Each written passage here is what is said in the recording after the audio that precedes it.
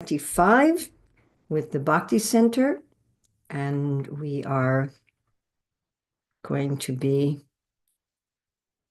discussing Srimad Bhagavatam, Canto 10, Chapter 82, Text 45. Let's see if I can bring this up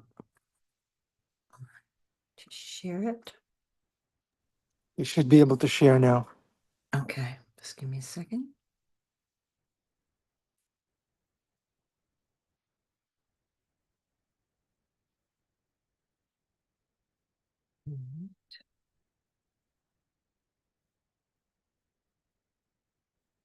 Namo Om Vishnupadaya Krishna Prasthaya Bhutale Srimati Bhaktivedanta Swami Niti Namane Namaste Sarasvati Deve Gauravani Pacharine Nivasesa Sunyavadi Paskajade Satarane Vandeham Shri Guru Shri Yuta Padakamalam Shri Gurun Vaishnavamscha Shri Rupam Sagrajatam Sahagana Raghunatham Vitam Stam Sajivam Sadvaitam Sadvadutam Parijana Sahita Krishna Chaitanya Devam Shri Radha Krishna Padam Sahagana Lalita Shri Vishakam Vitamscha Panchakalpa Tubhishcha Kripasindabiya Patitanam Pavanevyo Vaishnavebi Namo Namaha Om Namo Bhagavate Vasudevaya Om Namo Bhagavate Vasudevaya Om Namo Bhagavate Vasudevaya Aham hi sarva bhutanam Adiranton Taranbahi Botikanam Yata Kamvar Burvayur Jyoti Angana.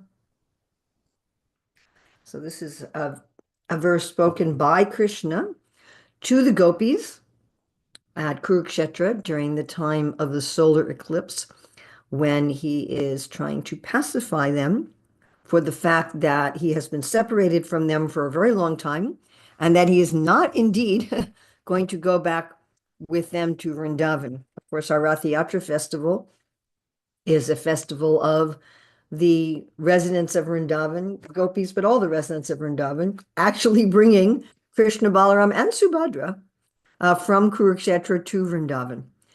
But anyway, at this particular point, Krishna is saying, yes, I've been separated with you and I'm not coming back to Vrindavan. And here he's speaking philosophy to explain how especially the gopis, but all the devotees can deal with this situation. So aham, I, he, indeed, sarva, all, bhutanam, of created beings, adi, the beginning, antaha, the end, antaram, inside, bahi, outside, botikanam, of material things, yata, as, come, ether, also that's basically space, vaha, water, buhu, earth, vayu, air, jyotihi, and fire, anganaha, O ladies.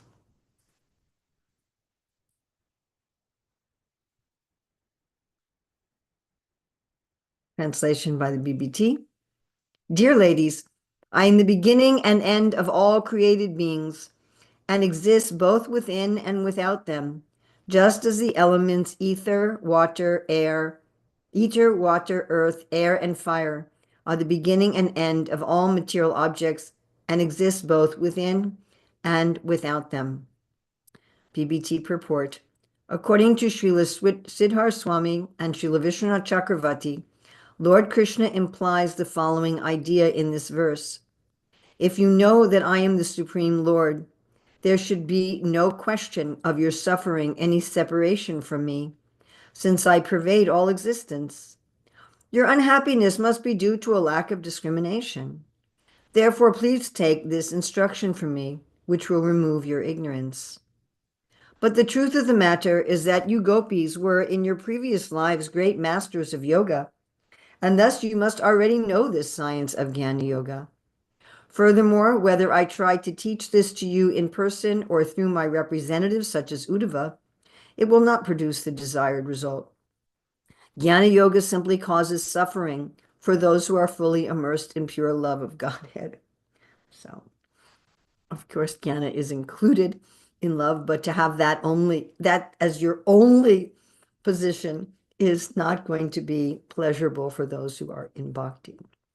Aham hi sarva bhutanam adir anton taram bahi botikanam yata kamvar bhuvayur jyoti anganaha.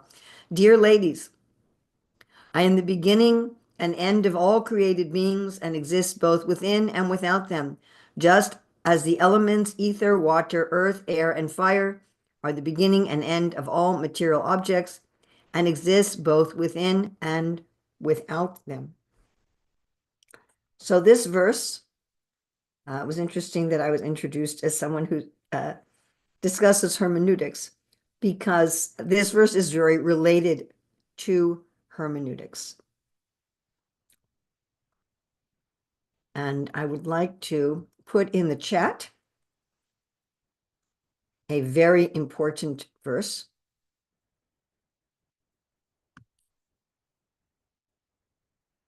This is the third verse, the verse I've just put in the chat, 2935, is one of the verses of what's called the Chatur Shloki of the Srimad Bhagavatam. It is one of the 4 verses that was spoken by the Lord to Brahma, and it encapsulates in 4 verses what we would call Siddhanta. You'll notice that this verse 2935 is practically identical in meaning to today's verse. O Brahma, please know that the universal elements enter into the cosmos and at the same time do not enter into the cosmos. Similarly, I myself also exist within everything created, and at the same time I am outside of everything. That's Srila Prabhupada's translation.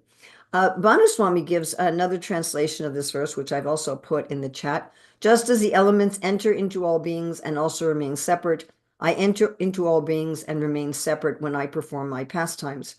In pastimes related to the material world, I remain detached, and in pastimes related to devotees, I am attached. So before we go into the meaning of this verse and how we would apply this verse, I want to discuss this verse in terms of hermeneutics. Hermeneutics is the system by which one can understand the meaning and the application of anything in the scripture, anything taught by spiritual masters presently on the earth or one's own spiritual masters, and anything taught by previous great teachers or acharyas. So we take a statement from the scripture, a verse, or we take a statement from a purport or a commentary, and we want to understand, okay, what does this mean? How do I apply it? So there's many steps in hermeneutics, but one of the one we're going to look at today, is where we compare that statement with Siddhanta. The word Siddhanta, anta means end, conclusion, and Siddha means perfection. Now, the word Siddhanta, in a very ordinary sense, can mean the conclusion to any kind of a decision. Should we paint the wall? Should we paint the walls blue or green? Okay, let's paint them this shade of blue. That's a conclusion. That's a kind of Siddhanta. Huh? So Siddhanta can be used in an ordinary sense. What's the ultimate perfect end of this discussion? Siddhanta, in a broader sense, means truth that is universal, eternal, and trans-contextual. So that is truth that universal. It applies to everyone, not only all human beings, but all species, everyone, everything. Eternal, it applies to everyone, everything, always, without beginning and without end. Transcontextual, it applies regardless of various circumstances. Now, as you can imagine, there aren't very many things that are true for everyone, always, in all circumstances. It's quite a short list. And in practically every system of religion or philosophy, they come up with some list of what you would call Siddhanta. So such is the case with all the followers of the Vedas in India. Each school of thought has their own list of Siddhanta, of universal, eternal, transcontextual truths. This is true with other religions in the world. You know, the Muslims have their statement, basic statement of belief. This is what's always true. In Judaism, Maimonides came up with some list. I think it's also 10 or 12 statements of belief. In our particular line, in the Hare Krishna line, there was a statement written by Vyastirtha, a follower of Madhvacharya, 10 statements, which was then slightly reworded by Ballavacharya, who's kind of the link between we Gaudiyas and the Madhvas. And then in the more immediate past, Srila Bhaktivinoda Thakur, who is the father of the guru of Srila Prabhupada, he kind of amended Baladev Vijayabhushan's list into what's called Das Mula Tattva. Now, you have this list of truths. Another one of these lists is these 4 verses from the Bhagavatam, one of which is practically the same as today's verse.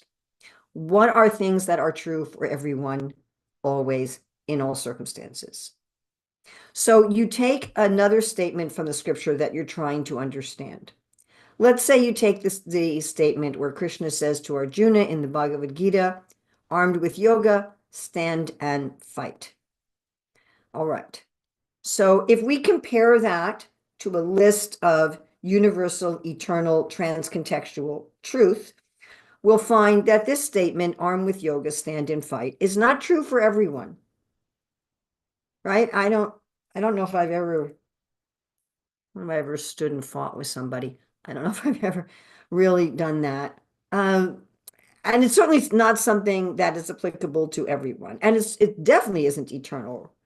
So, I mean, right now I'm sitting down and I'm not fighting with anybody. It's not that at all times all people are going to be standing and fighting, and certainly not in all circumstances. We might be standing and fighting with some aggressor or in some kind of clay wrestling or something, but it's not the kind of thing we're going to generally do.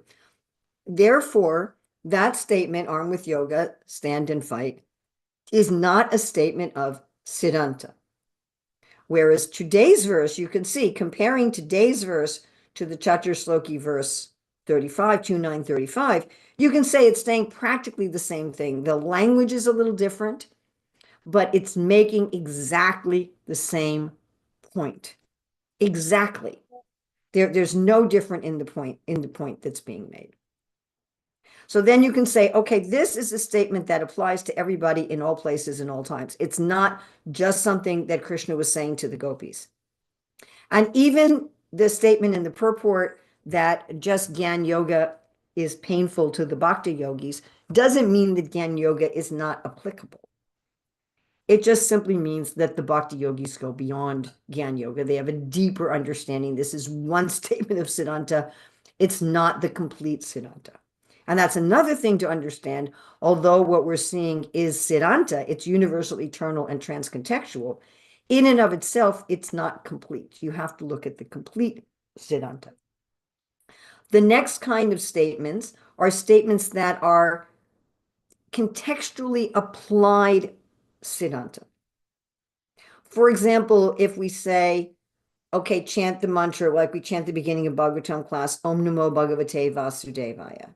So chanting some names of the Lord is an eternal and universal truth. But what specific names and what specific mantras are going to be different in different circumstances?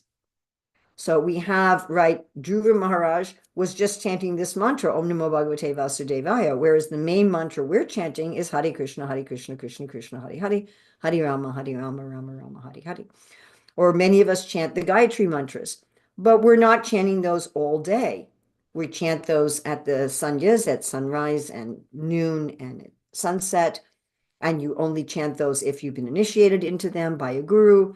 So there's a universal eternal principle, Siddhanta, that one should chant the name of God, but exactly what name and how is a contextualization. So when there is a verse that says one should chant this particular mantra, that's a contextualized Siddhanta. Then the third category is something that supports Siddhanta. So a statement in the scripture like arm with yoga, stand and fight, that is not universal, eternal, or transcontextual, but it supports universal, eternal, transcontextual truth.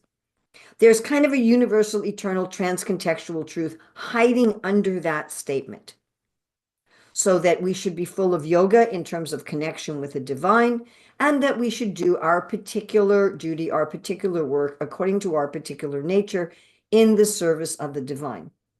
That's a universal, eternal, transcontextual truth that is being supported by the statement to Arjuna of arm with yoga, stand and fight. Even Arjuna isn't supposed to stand and fight all the time. Then you may be surprised, but there are also some statements in the scriptures and by our teachers that oppose Siddhanta. Of course, in the long run, they're supporting Siddhanta, but that statement just taken in isolation as it is opposed to Siddhanta. The easiest to understand example of this sort of statement are the statements made by demoniac evil persons that are included in the scriptures as part of a narrative. For example, when Krishna is in Mathura, when he goes to Vrindavan to finally kill Kamsa, the very evil king who's been harassing and torturing the citizens and so forth. So Kamsa engages Krishna in a wrestling match, and after Krishna and Balaram defeat the wrestlers, Kamsa becomes very afraid for his life. And he makes a statement in the Bhagavatam that says, immediately capture Krishna and Balaram, throw them out of the city, and take all of their wealth.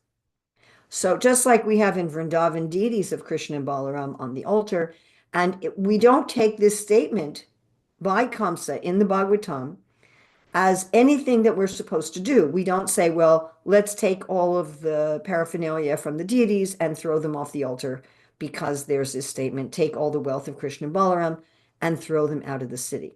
So that statement is opposed to Siddhanta.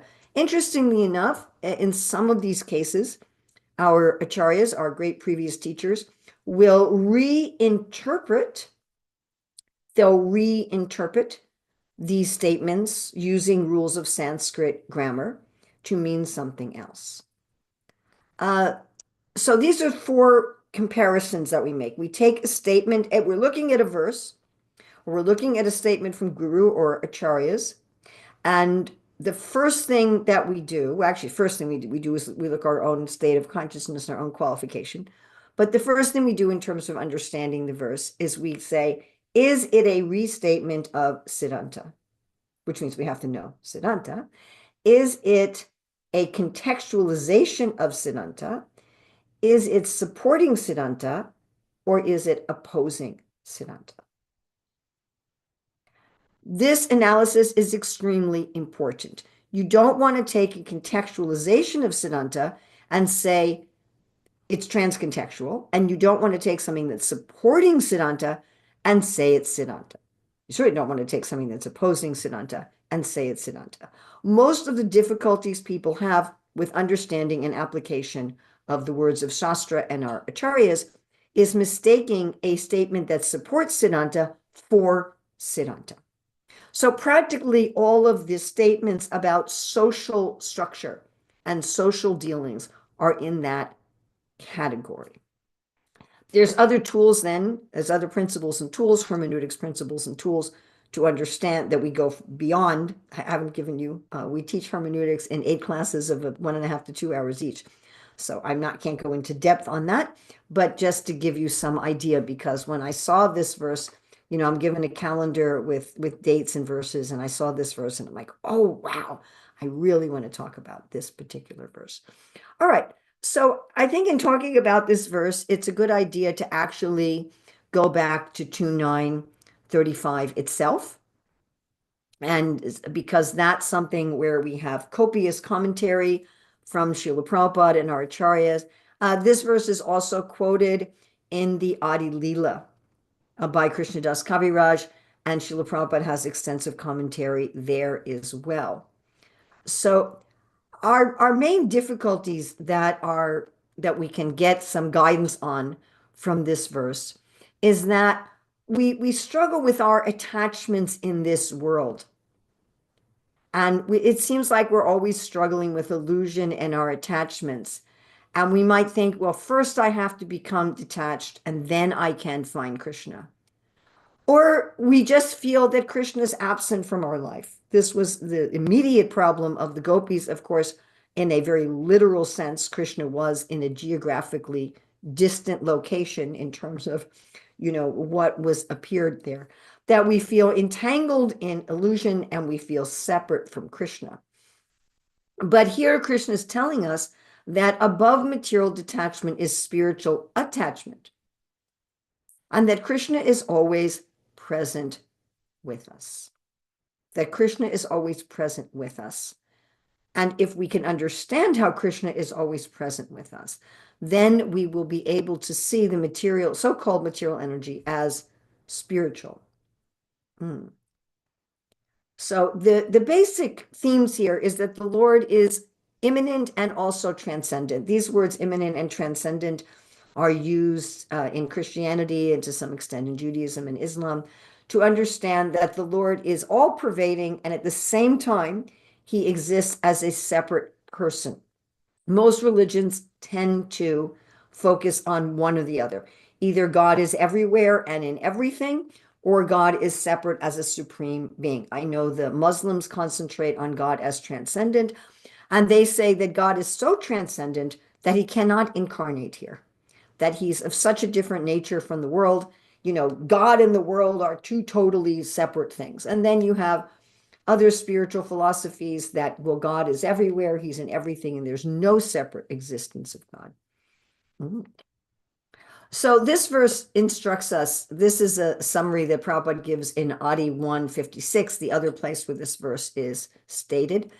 Prabhupada says this verse instructs us that the Supreme Personality of Godhead, by his inconceivable energies, is simultaneously one with and different from the living entities and the material energy. This knowledge is called Achinta Beta Beta Tattva. When an individual living entity surrenders to the Supreme Lord Krishna, he can then develop natural, transcendental love for him.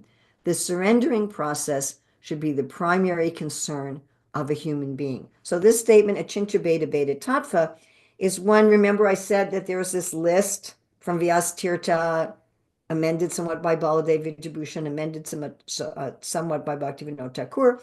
One of the items is Achinta Beta Beta Tattva, that everything is inconceivably, fully the same as Krishna and different from Krishna.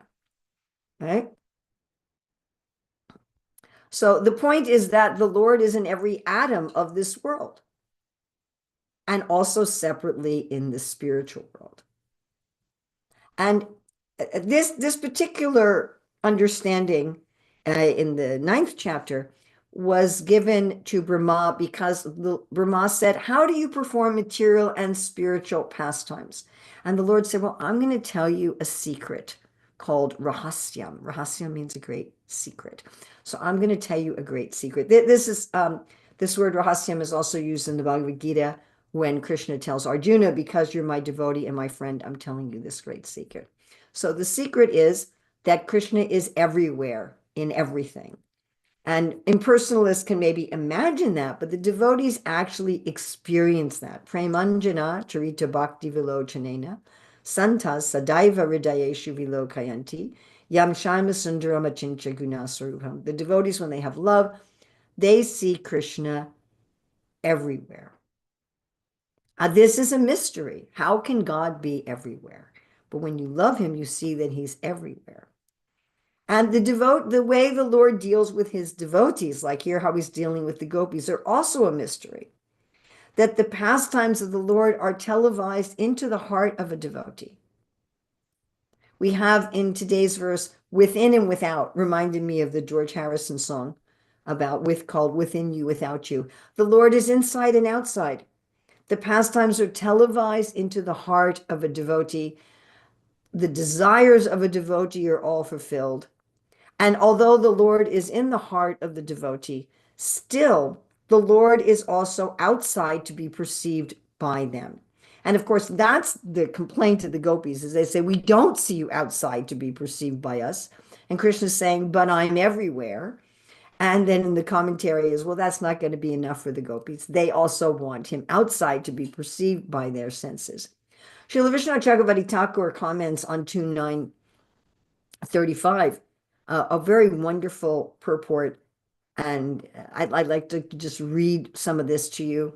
He says, the entrance of the elements into the living beings is without attachment. So this is the list that Krishna gave: space, water, air, fire, earth, right? Or whatever our body's made of. Our bodies are made of, there's space, there's liquid, there's heat, right? There's solids like bones and muscles, right? So there's all of these elements that have entered into us. Space, matter in a gaseous form, radiant energy, matter in liquid form, and matter in solid form. So again, the entrance of the elements, according to Vishnu Chakravarti Thakur, into the living beings is without attachment, since the elements are not conscious.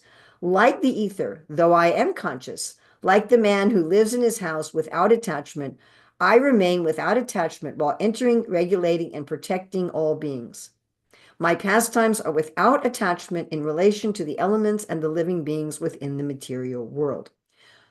So this commentary is saying that just like, although there's air in my body, that air doesn't have any attachment because it's a material element. So when Krishna is creating the world, maintaining the world, dissolving the world, he's doing it from a position of neutrality. Right? He's just reciprocating. People are getting their karma, everything's in balance. And Krishna's like this neutral, disinterested, not uninterested, but disinterested judge. All right, going on with this purport. But I desire to show myself to my obedient devotees who've entered my heart, who have perfected themselves and bow to me, remaining separate, not entering their hearts. I desire to offer my beauty to their eyes. I desire that my fragrance enter their nostrils, and desire to fill their ears with the nectar of my sweet voice, speaking with them and answering them. I desire to make their limbs experience the sweet softness of my body by touching and embracing them. Thus situated inside my devotees and externally as well, I perform pastimes with great attachment for my pure devotees who are beyond the gunas, that's the modes of nature, whom I cannot give up. By the way, another verse that is almost identical to this verse was also spoken by Krishna to the gopis, in this case, again, when they were separated from him, in this case, in a letter delivered by Uddhava, that was in 10:47:29, where Krishna says, my dear gopis, and I'll put this in the chat so that you will have this as well for your reference.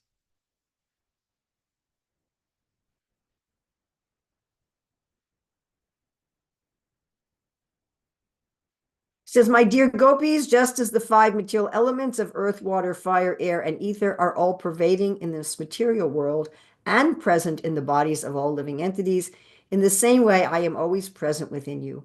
I reside in your minds, senses, and your life breath, for I have taken shelter in all these places. Now, again, this is called a rahasyam, a mystery. When in Srila Prabhupada's purport to 2935, he uses the word mystery 13 times, and he uses the word mysterious 3 times.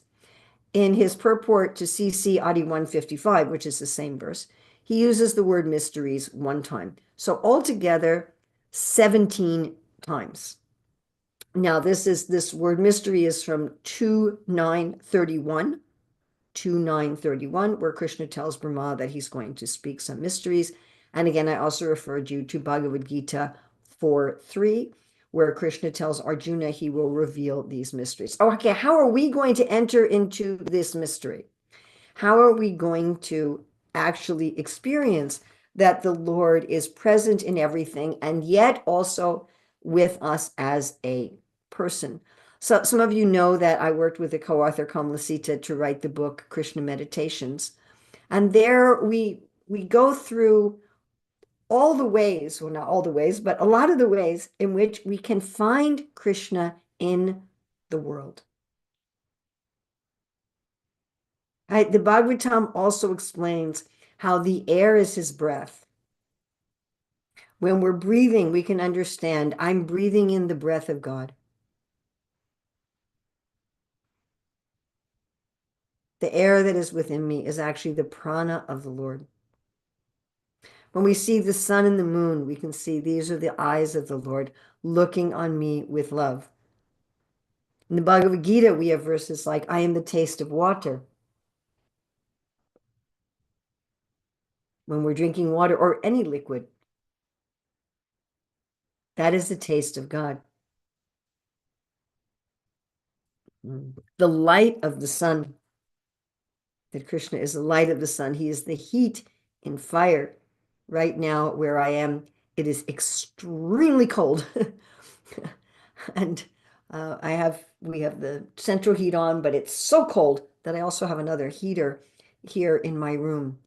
And when I'm outside in the cold, it hardly ever gets this cold. This is very unusual weather for us here. I'm outside in the cold and even wearing a lot of clothes outside, I still feel the cold. And when I go into the room, I'm like, Krishna is the heat in fire. Krishna says he is the resting place. When we sit on our chair, we lie in our bed. Krishna is the resting place. Krishna is the abode. When we open the door to our room, Krishna is the abode. The birds show his artistry. We see the beauty of the birds, the flight of the birds. We realize his artistry, that we become aware of how Krishna is present. The trees are his hairs. We start to become aware of how Krishna is everywhere. Then we don't feel separate from him. We feel that we're always with him. And he's also there, present, outside of us. Of course, we have the deity of Krishna that we worship with love. We have so many pictures. I have so many nice pictures by Krishna's mercy. But also, Krishna is a person that we can talk to. We can have an exchange with. We can feel when we chant his name. Prabhupada says when we chant his name, we should feel his personal presence in our lives. And Prabhupada comments in Krishna book that these instructions that Krishna gave to the gopis at Kurukshetra are relevant for all devotees. This particular statement is a universal, eternal, transcontextual truth. That Krishna is within us and he's outside of us. This is the prayer we sing about Lord Nrsingadev every day in our temples. Bahir Nisingo Hridaye Nishingo. You are outside Bahir, Hridaye, you're in my heart. And in that way, we are always feeling that we are in the presence of the Lord. And that way we feel we have an object for our love. We feel the Lord's comfort. We feel the Lord's grace. We know that there's always meaning and purpose, even to the very difficult and confusing things that happen in our life. And we have a practical way of offering everything in service because the Lord is within everything, and yet he is outside of everything. So because he's within everything, he can accept it. And because he's outside of everything, I can offer everything to him. So I wanted to take some time for questions. I had just a personal statement about how to find your dharma to stand and fight. So we have our book, Career Dharma, where we go through how do you find what is your own dharma. And very, very soon, we will be releasing an online course on Career Dharma. Thank you Okay, very so much. we have a question in the chat By beginning and end of all created beings in this verse, is Krishna referring to our material bodies? Yes, yes, and to the material world. Krishna says that he is the beginning, middle, and end of everything. So the beginning of our bodies, the youthfulness of our bodies, the end of our bodies, and all of that is all Krishna. Yes, Gail. Hare Krishna, Mother Urmila. Um, I think you said that one of the things that we tend to confuse most often is Siddhanta with those statements that are only meant to support Siddhanta. And so I was wondering if you haven't already, could you give an example of such an instance? Um, so something that supports Siddhanta is something like armed with yoga, stand and fight. Mm. The Siddhanta it's supporting is that we should have connection with the Lord and do our particular duties according to the time in connection with the Lord. But the statement in and of itself are not like that. Is there a list of verses? This is also a personal thing that are eternal transcendental truth. That's these 4 verses. The Chatur is like that. And no, I haven't gone through the scriptures and compiled a list of all the verses that are a restatement of Siddhanta. That would be a lot of work. If you want to get also a clear list of Siddhanta, you can look at Bhaktivinoda Thakur's Das Mula Tattva. And if you look in our hermeneutics materials, we also take Prabhupada's purport to the last verse of the Chatur in the Adi Lila, and we pull out pretty much the same list from there. Gail, does that answer your question, or did you want something more? No, it was. I was more looking for those, not the Siddhanta, but those that support the Siddhanta. I mean, you just mentioned stand and fight, but that's only supportive because that's only applicable to those people whose dharma it is to like fight, I guess. And it's only applicable at the time when they're fighting. Mm-hmm. Even Right. soldiers aren't fighting 24/7. Mm-hmm. Mm-hmm. And they may not even always be standing when they're fighting. Maybe sometimes they're sitting in a tank or on a horse or something. So, it's only applicable to some people in some circumstances, but there's an eternal principle under it To do that your everyone should be doing their duty connected with the Lord. But that's not what the statement says. That's what the statement points to, but it's not what it says. right. Right. Okay. Thank you so much. Or if you take, like Prabhupada's statements about women should be protected. Mm-hmm. Or, another statement is the one statement Prabhupada says every woman should be married. Okay, so that doesn't apply to actually everyone. How about the protection one? That's trans-contextual, right? No, it isn't. But let's say every woman should be married. I mean, should a 90-year-old widow be married? No, of course not. A woman who's actually qualified to be a renunciate, and there have been many throughout history, they're in the minority. All people qualified to be lifetime renunciates, male and female, are in the minority, but they exist. And they actually shouldn't be married. So they don't need to be protected, you're saying? Well, let's look at one statement at a time. So that statement, all women should be married, is not universal, it's not eternal, and it's not transcontextual. It's not any of those things. But it's pointing to something. It's pointing to the idea that, there's a system of ashram, and that system of ashram, which is also not universal, eternal, and transcontextual, is facilitating a peaceful life where you can surrender to Krishna. Just like Krishna says, how can there be any happiness without peace? It's pointing to that. Mm-hmm. It's supporting that. Women should be protected is a very similar thing. Mm-hmm. Mm-hmm. Pingala in her prayers in the 11th canto says when one is fully Krishna conscious, they become their own protector.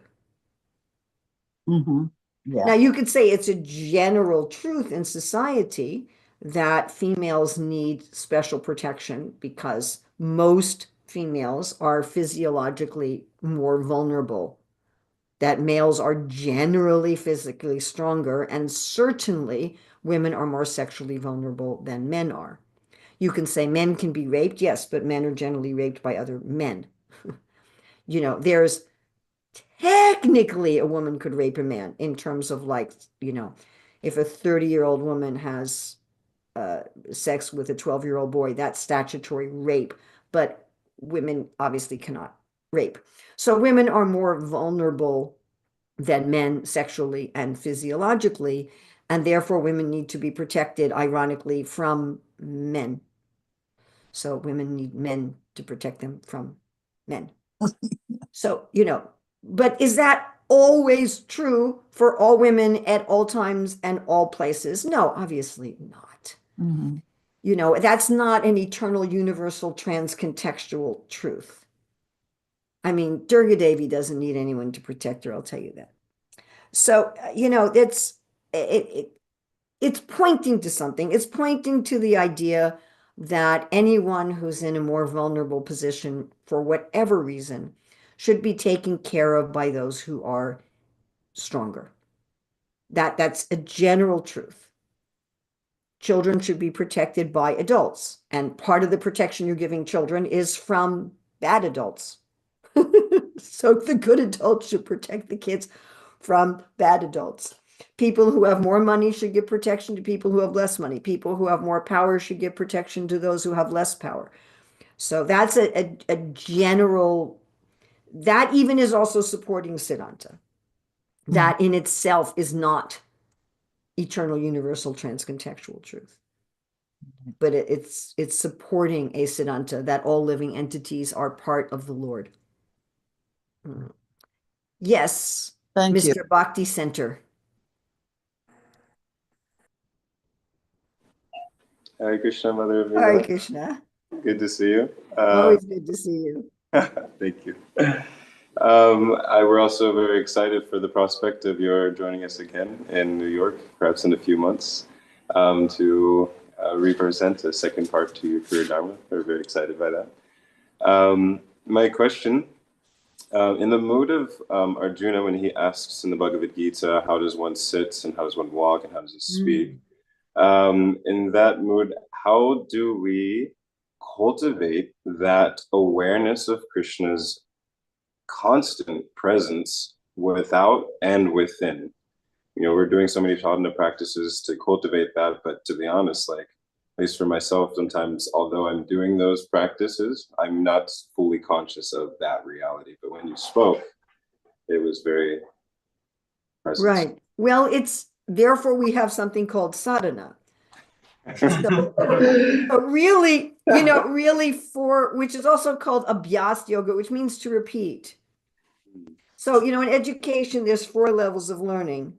One is unconscious incompetence, then the next is conscious incompetence, the next is conscious competence, and the next is unconscious competence. So materialistic people are going around without seeing God everywhere, and they don't even know they're not seeing God everywhere. They have no idea. It's just like if there was gold around them everywhere and they didn't even know it was gold. So they're just like, did you see any gold? No, I didn't see any gold. They don't even know they're not seeing it. Then you have the awareness, what you're talking about. Oh man, I went for the whole day without seeing how Krishna is within and without. Oh, wow, that was awful. Or the last hour, I just didn't have any awareness. That's conscious incompetence. Is that where Manohar is at? Is that Huh? Manohar's level? Bad. I want the first one to Very do bad. So, so that's a painful place to be, it. where you're doing it wrong and you become aware you're doing it wrong, but you don't know how to do it right yet. But it's a good first step. It's a good first step because we first have to be aware of the fact that we're doing it wrong before we can fix it. Oh boy, for the last hour, I wasn't aware. I just drank water and I just drank it unconsciously. Oops, I wasn't conscious. Then there's conscious competence. That's what sadhana means. Sadhana means conscious competence. Abhyas yoga. I'm going to practice. And you say, okay, you can pick one of them. Today I'm going to practice seeing Krishna in the light of the sun. Today I'm going to practice seeing Krishna in the heat and fire. Today I'm going to practice seeing Krishna as my abode. Today I'm going to practice Krishna as the taste of water. Even then, my dear friends, you may only end up doing it 3 times a day because you may forget the rest of the time. So like you wake up in the morning, what thing am I going to choose today? I'm going to choose Krishna as the taste and water. Oh, okay, I'm coming in a minute. All right, and you forgot. But at least if sometimes one, and then you celebrate the wins, oh, at least one time. Now I remembered. Yes, yes. And if you celebrate the wins, you're much more likely to keep going, and pretty soon it becomes automatic. How can we see Krishna outside? This is primarily through deity worship and through scripture and through the chanting of the holy name. That is where particularly we're dealing with Krishna as a person. So by regular deity worship, by regular hearing of these pastimes in the scriptures, and by regularly chanting the holy name with feeling that Krishna is present in his holy name, if we keep practicing that, even if again, maybe today I went to see the deities and like, yeah, hi, there are the deities. And other times I really, wow, Krishna's really present here. Let me meditate on how Krishna's present there and celebrate the wins. So it is 8:01, and I think we have to stop to greet the deities. And I hope you don't mind if I run away quickly because I'm part of an international interfaith conference. They changed the dates to today. And it's already started without me, and I'm supposed to join that. So I need to go right away to Thank you, attend. Urmila Devidasi Prabhu. Thank you. Wonderful, thought-provoking class. Thank you. Shastrik, perfect, funny, relatable. Thank you very much. Hare Krishna. Thank you. Thank you. Anything wonderful in this class is from Prabhupada and Sukadeva Goswami and our acharyas like Srila Vaishnava Thakur, and definitely not from me. Any or bad in this class was mine, and I hope you will excuse that. Thank you. Hare Krishna. Hare Krishna. Thank you. Hare Krishna. Thank you.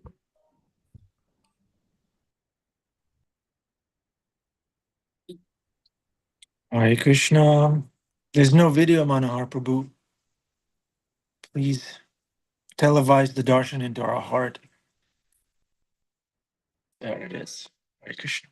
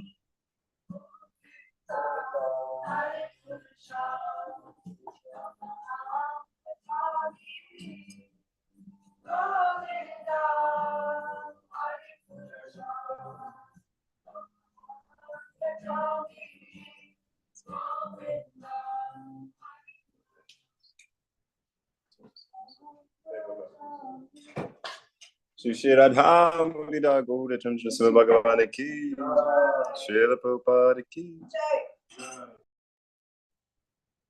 Hare Krishna. I'm looking at Jeffrey Eckler. How did you like the class, Jeffrey Eckler Prabhu? What are your takeaways? Hare Krishna, Prabhu. Thank you. I guess my takeaway that I wrote down was be careful not to confuse contextualization with Siddhanta. It's a very interesting and scientific sort of approach to the text that I appreciate, because one of the things that frustrates me as a person, as a human, is the kind of floweriness of a lot of things, and the easygoing sort of attitude that seems to rear its head when it comes down to the hard interpretation of the text, because it's a lot more convenient for me as a person to interpret it as I will, as I want. And the fact of the matter is that there are schools of thought here. There are doctrines. This is, to Mataji's point, hermeneutics is dogma. There is dogma here, and there is rules and specific accepted viewpoints. And so it's very refreshing to hear someone speak on that, not to be militaristic about it or betrothing to a specific viewpoint as correct, necessarily, but to accept that there are specific viewpoints and that it's not all just one big love fest.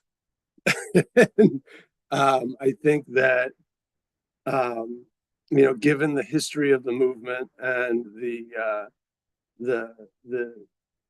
especially on the American side of things, there is a tendency to kind of mix up the location of the movement's start and the movement itself. And so it's very it's refreshing to hear someone really delve into it from a mechanics perspective.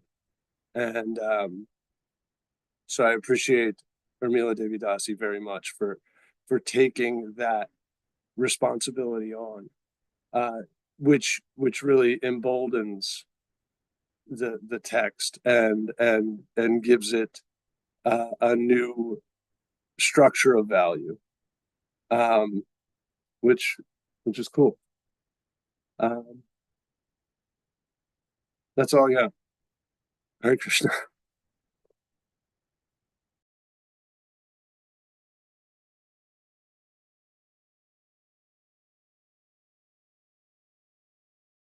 I was muted. I'm sorry. I was saying that I was thinking of Jeffrey Prabhu throughout the class. And I thought, yeah, Jeffrey would appreciate this point. Yeah, this point was for Jeffrey. Yeah, cool. Thank you. All right, I'm seeing Bhima getting ready to speak on hermeneutics. Let's see. You look very hermeneutic. Very cool. Any word with more than 2 syllables, I don't have any idea what the H anybody's talking about. And as far as Jeffrey Ackler and his against the flowery, that's all I've got. The flowers. There's a stamen, and then there the stamen, masculine male part, and then there's the pistil in a flower, male and female. And we see that in the flower is that self-same creation potential of creating itself.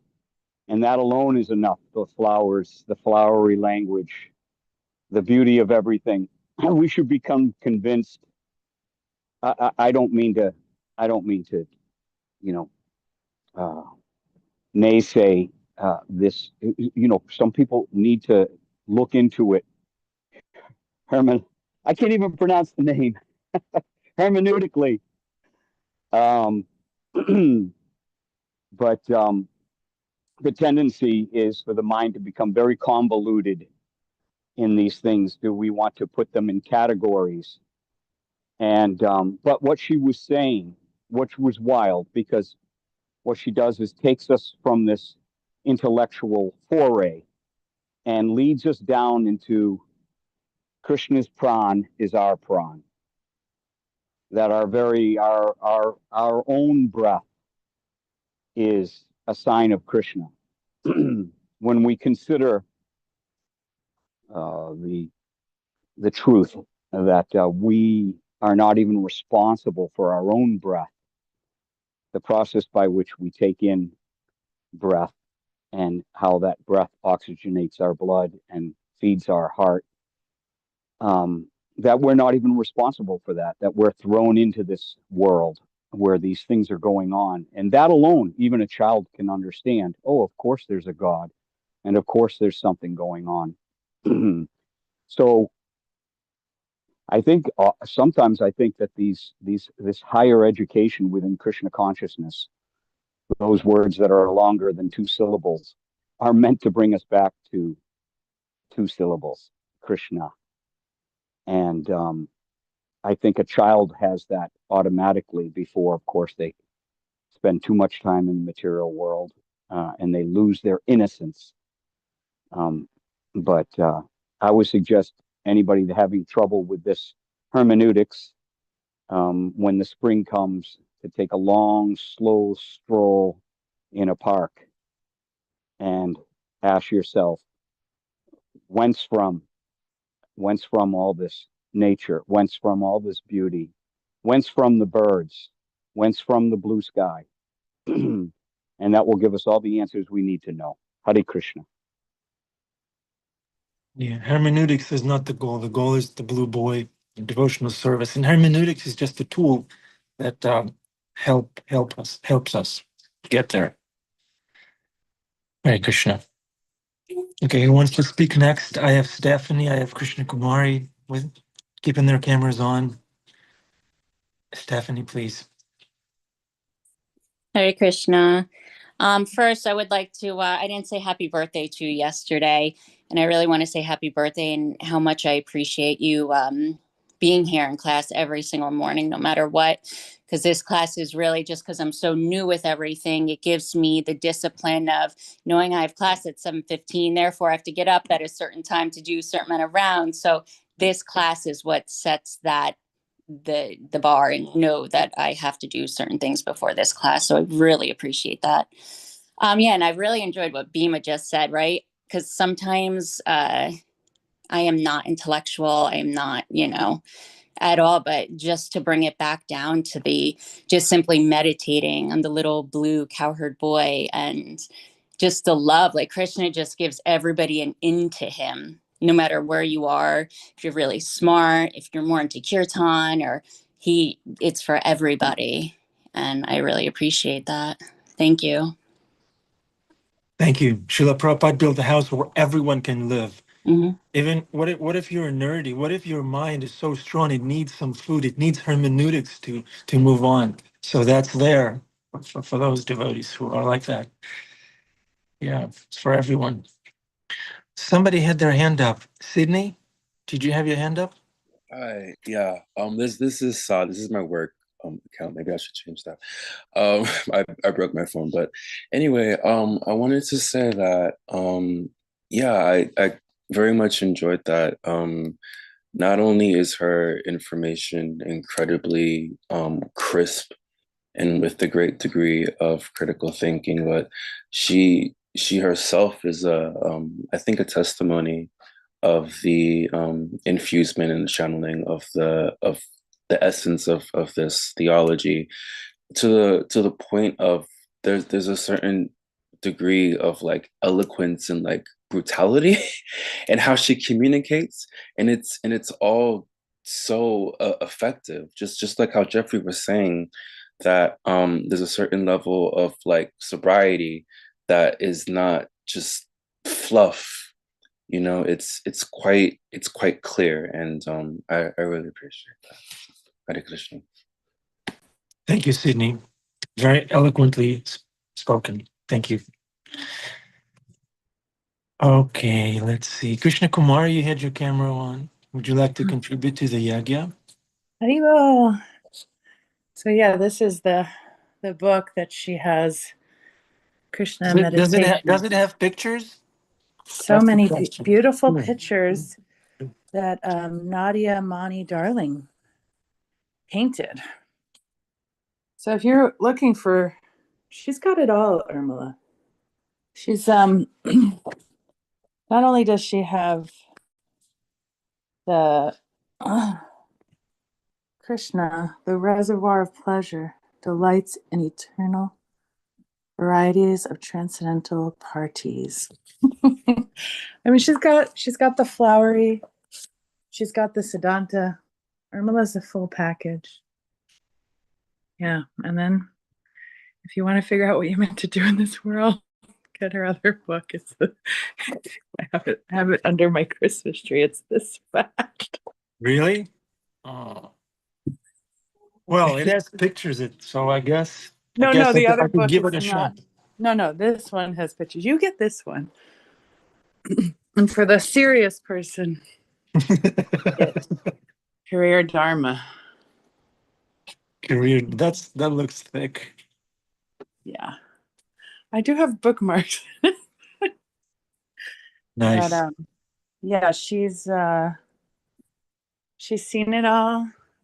She's lived it all.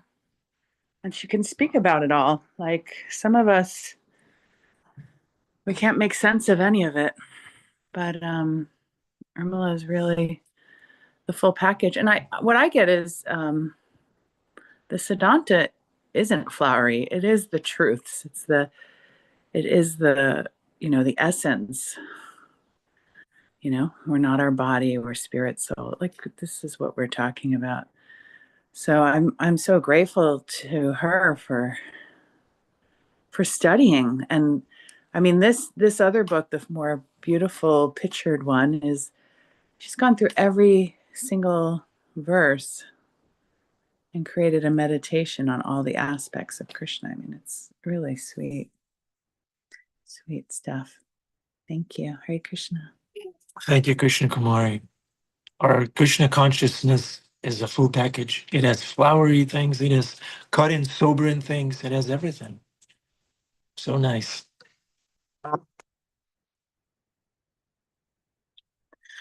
Okay, let's see. We need a childlike devotee to finish the yagya. Let's see. Let's see. Who wants to say Hare Krishna? Very easy. Hare Krishna. 4 syllables.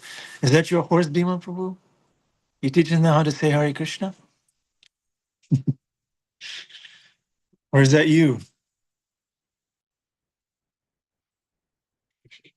You're muted. You're muted. I thought that was you for a second. It is me, man. Didn't you recognize the nose? It's -3 degrees out here. That's crazy. What is it like in New York City? What are you guys at New York City? I think we're in tens, in Tens, single digits. Yeah. balmy. That's tropical. Yeah. Yeah. What a wonderful class. It is true. She does convince us. If someone of this intellectual stripe, this strength of mind can take us, and this is where people are. They're not going to accept what they see around them. They're not going to accept their very breath. They're not going to see these things. They're going to start, as we all do, with our mind. And then she just sort of shoots and ladders. If anybody knows that kids game where you hop around the board and you go up and you go down the chute and you advance forward. So you climb the ladder, you go down the chute. So that's sort of like the way in which the mind has to be convinced beyond a shadow of a doubt before it gives its over to faith. And once you give it over to that, that faith is the anjana on the eyes that helps you to see life as a reflection of Krishna. So it's a very important, and of course she's a very wise, experienced, um, uh, for all practical purposes, renunciant sannyasini. And I do appreciate what she said about, you know, the absolute truth versus contextual truth, you know, time and place. It's very important that we discern between the two. Yeah, Srila Prabhupada would emphasize this is not about blind faith, blind acceptance. There should be doubt, there should be critical thinking, there should be analysis, and all those things. Okay, Anandi. Anandi, would you like to say Hare Krishna?